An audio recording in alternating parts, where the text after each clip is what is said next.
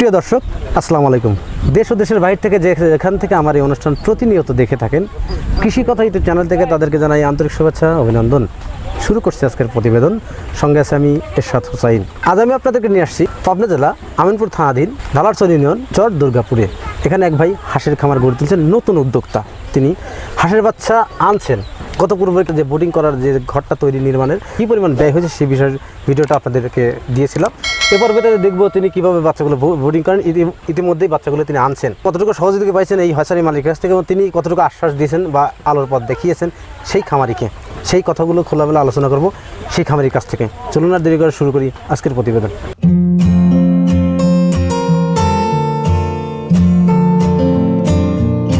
আসসালামু আলাইকুম ভাই। ওয়ালাইকুম আসসালাম। ভালো আছেন ভাই? আছি আলহামদুলিল্লাহ। আপনার নাম কি ভাই?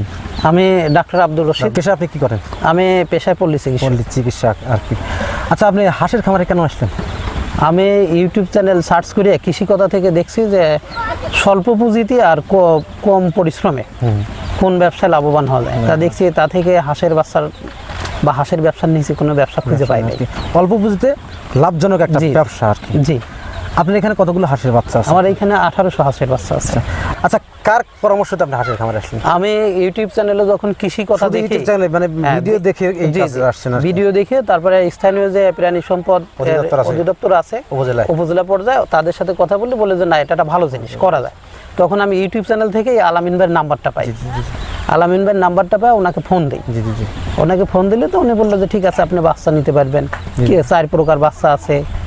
একটা আছে মাংসর জন্য, তারপরে ডিম একটু কম দেয়, বেশি দেয়, বিভিন্ন কথা বলার পরে তা উনি বললে পরামর্শ দিলে যে খাকি ক্যাম্বেল বাচ্চা দিয়ে হাঁসের খামার করেন আর কি। তা আমি আলামিন ভাই জানি, উনি দীর্ঘদিন ধরে আছে।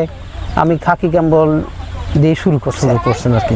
উনি আপনাকে কতটুকু আশার আলো দেখেছেন? উনি আমাকে A to Z, কখন ভ্যাকসিন দেওয়া লাগবে, কোন ওষুধ খাওয়ান লাগবে, কয় মাসের ডিম পারবি, বা কিভাবে ব্রোডিংটা করতে হবে, প্রথমে কি খাওয়াতে হবে, ঘরটা যে করছেন আর কি, এটা কার পরামর্শ দিয়ে করছেন? এটা আমি ইউটিউব চ্যানেলের এই কৃষি কথার দেখে করছি।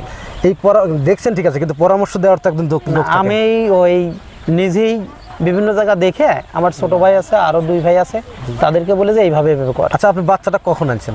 1 ঘন্টা আগে। 1 ঘন্টা আগে আনছেন? জি জি। আচ্ছা, হ্যাচারির মালিক কি নিজে আসছিলেন? জি আসছে। তিনি এখানে আছেন? জি আছে। উনি কি আপনাকে সঠিক A গ্রেডের বাচ্চা বা খাকি ক্যাম্বেল দিয়েছেন? আপনার কি মনে হয়? আসলে তো আমি প্রথম, আপনি তো ওইভাবে জানি না, কিন্তু আলামিন ভাইয়ের প্রতি যিনি কথা বলে আমার একটা বিশ্বাসের আশ্বাস হয়েছে আর কি। আপনি ওনাকে বুকিংটা দিয়েছেন কিভাবে? আমি ওনাকে বিকাশে টাকা দিছি। জি, বিকাশে টাকা দিয়েছেন? জি, সীমিত কিছু টাকা। তারপরে আজকে উনি বাকি টাকাটা মানে মাল ডেলিভারি দেওয়ার পরে তিনি মালটা নিয়ে যাবেন। আপনি তো ওনাকে চিনতেন না? না, চিনি না।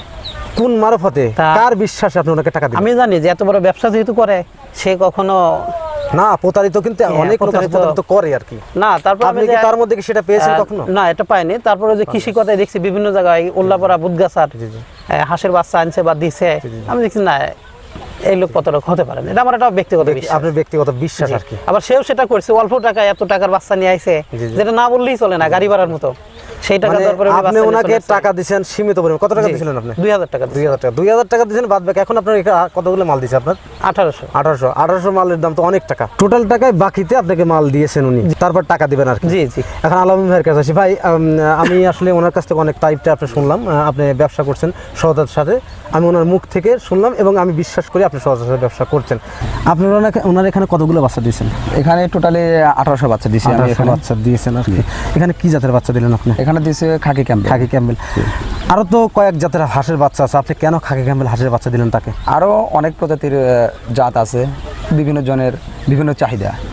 আর এ ভাই প্রথম যখন আমার বিভিন্ন ধরনের ইউটিউবে প্রতিবেদন আছে ওগুলো দেখলো, দেখার পরে আমাকে ফোন দিল এবং অনেকক্ষণ কথা বলার পরে উনি বলতেছে, ভাই আমি তো গ্রাম্য ডাক্তার।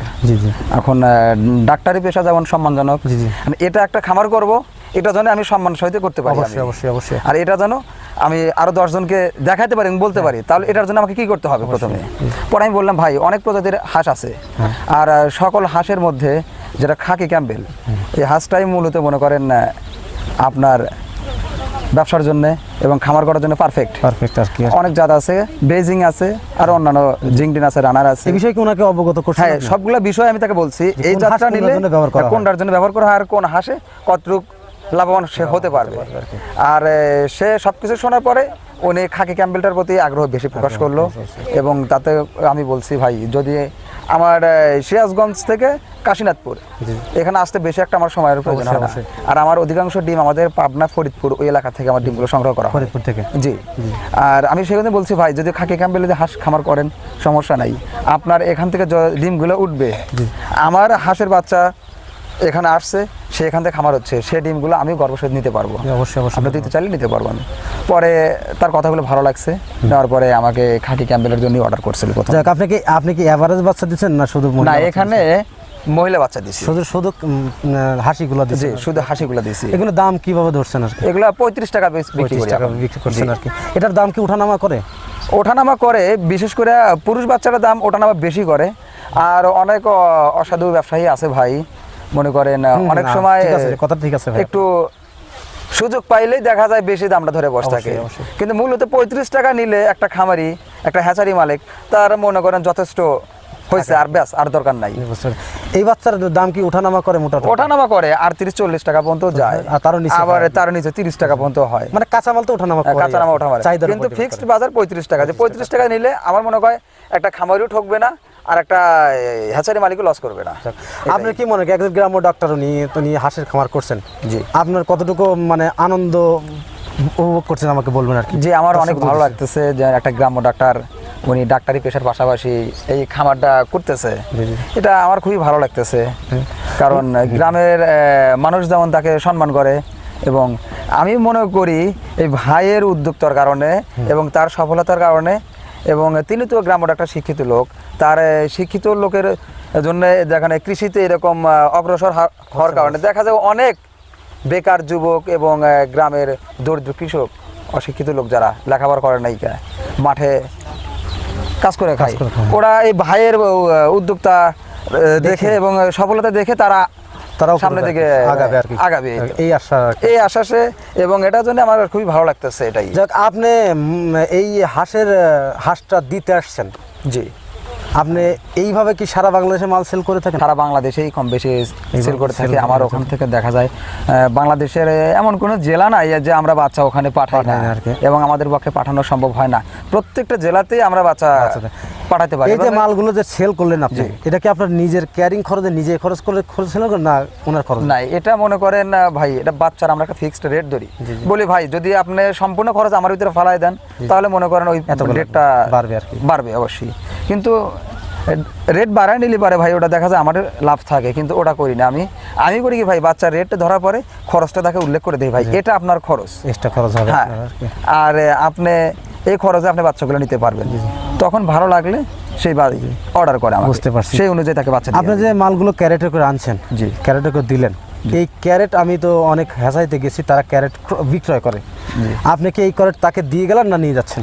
এই ক্যারেটটা ভাই যেহেতু আমার পাশের জেলাতেই, আমার এখানে নিজে যেহেতু আমি আসছি, আমার গাড়ি এখানে আসছে, তখন সেই ক্যারেটগুলো আমার ওখান থেকেই আমি নিয়ে আসছি, এবং আমার ক্যারেটগুলো আমি ওর ফেরত নিয়ে যাবো। সেক্ষেত্রে হলো কি, 1800 বাচ্চার জন্য তাকে যে 10টা 15টা 20টা ক্যারেট কিনতে হইতো, এবং এক্সট্রা খরচ হতো, সেই খরচটা তার হলো না। কারণ আমি একটু কষ্ট করে আসলাম, তার খরচটা বাসে দিলাম, এই তো। আর যদি সে নিজে আসতো তাহলে তাকে ক্যারেটটা বসে কিনতে হবে, কারণ এটা তো মনে করে না আমরা ফেরত নেওয়ার জায়গা না। আর আমরা তো মনে করেন মুরগির এবং বিভিন্ন কোম্পানি আছে, নারিশ, তারপরে প্রভিটা, আরো বিভিন্ন ধরনের কোম্পানি আছে মুরগির, ওদের মতো তো আমরা অত বড় মানে কোম্পানির না, এবং প্যাকেট আমরা দিয়ে যাই।